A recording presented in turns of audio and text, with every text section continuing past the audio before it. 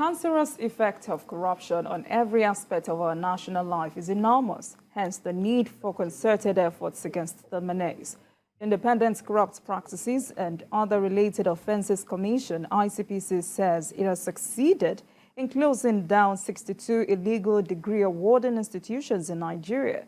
Speaking at a function in Abuja, the ICPC chairman, Professor Bolaji Owasoye, also said the commission closed down a fake NYSC orientation camp in its bid to tackle corruption in the education sector. He said the commission has sent its findings and recommendations to the Minister of Education for implementation. 62 illegal tertiary institutions. There could be more to unravel. Yes, there are still many of them that we do not know at this point. And I know that even in various states, this kind of cleanup had been done. I remember vividly that Kaduna State did something similar. You know, these are schools giving certificates to people. Some of them issue fake certificates, issue certificates to people who did not go to school. And I remember Kaduna State government discovering that some of their staff are actually products of these backstreet institutions, and they were shown the door.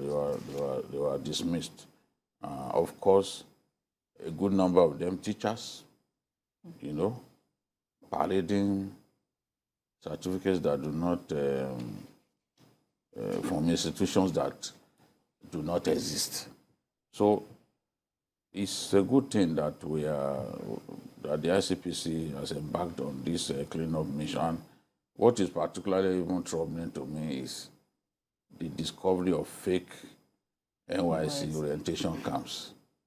You know, some people sit somewhere and con people who want to do youth service that, look, we are going to post you to the juicy ministries, departments, and agencies.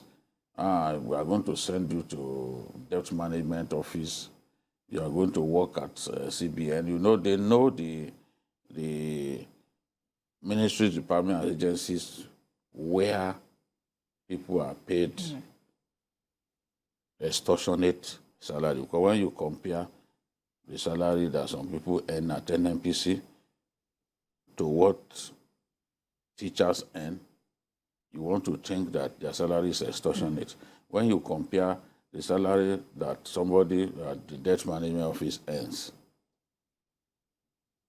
or even CBN, you ask yourself, that are we all civil servants, you know, because they do not earn the same kind of remuneration.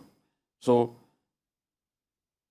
some people choose not to leave the NYSC to decide where to post them.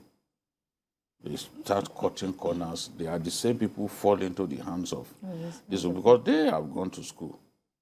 But they tell them, look, we can influence your posting to a rarefied place, a very good place. And they will now put them in a location, take money from them, and when it's time, they let them go, but they will discover that they've been conned and they've wasted their time with this kind of fraudulent people. It's not the first time.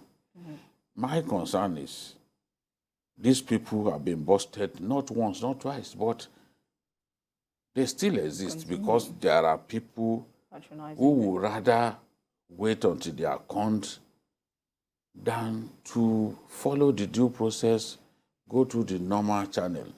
We like bypassing structures in our country in a fraudulent manner, and those are the people that easily fall into the hands of these conmen. These are difficult times for everyone in our country. Now, even the conmen and women, they find these times troubling, they find these times difficult. So they too are not resting on their laurels. They are also devising all kinds of means. When you go into a bank, I think it was UBA that was in their banking hall last week, and there is a notice that makes the point clear that, look, these con artists are becoming more and more sophisticated in the way they go about defrauding people. So we too owe it a duty to be extra vigilant, so that we don't fall into their traps. But I'm saying that some Nigerians lend themselves to being cheated.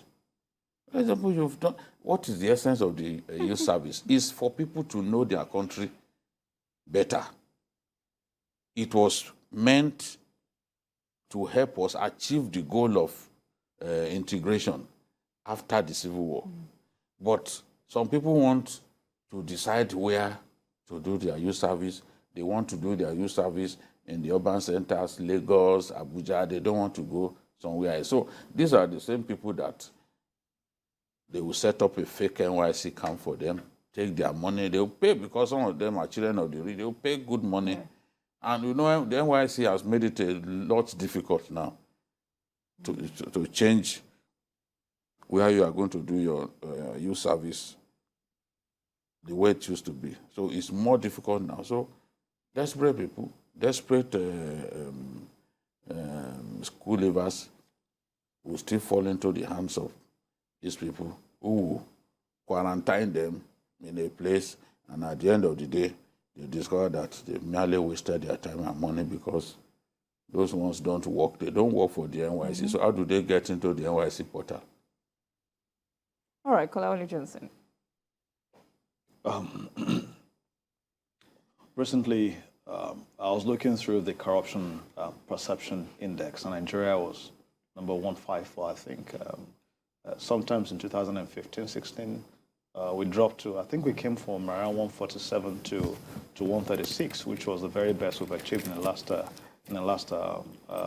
8 years or thereabout, and a fantastic feat. But by 2017, of course, we moved up again, and today we are number 154. And corruption is not just in terms of it's not just in one area, not in extortion in public offices, not in inflation of contract alone. It's permeated the entire system.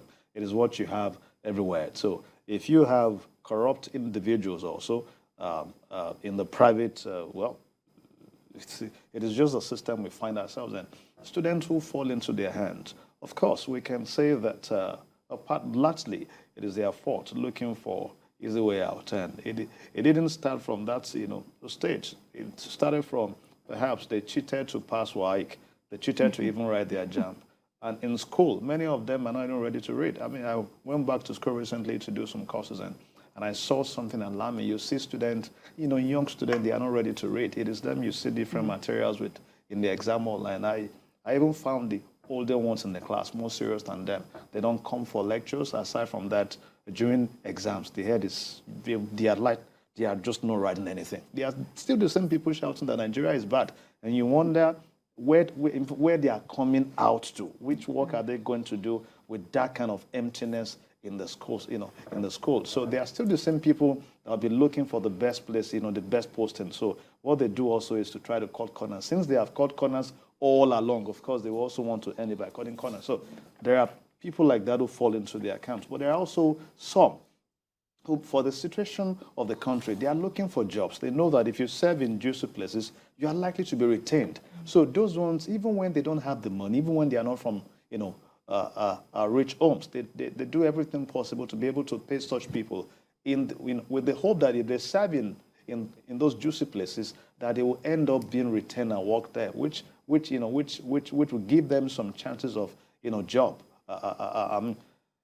employment rather. So again, the system is also forcing some to do it. However, either the group A or the group B, the people suffer at the end of the day. So the more we are vigilant enough to ensure that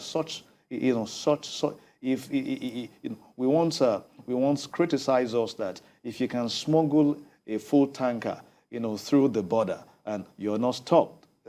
Can they see them? Why wouldn't they be able to stop them? If you have camps like that and people are being drafted there, I think we have enough security agencies to be able to spot those things in good time so they can stop them from milking innocent Nigerians. That would be good for us. Thank you very much, Mr. Kolawole.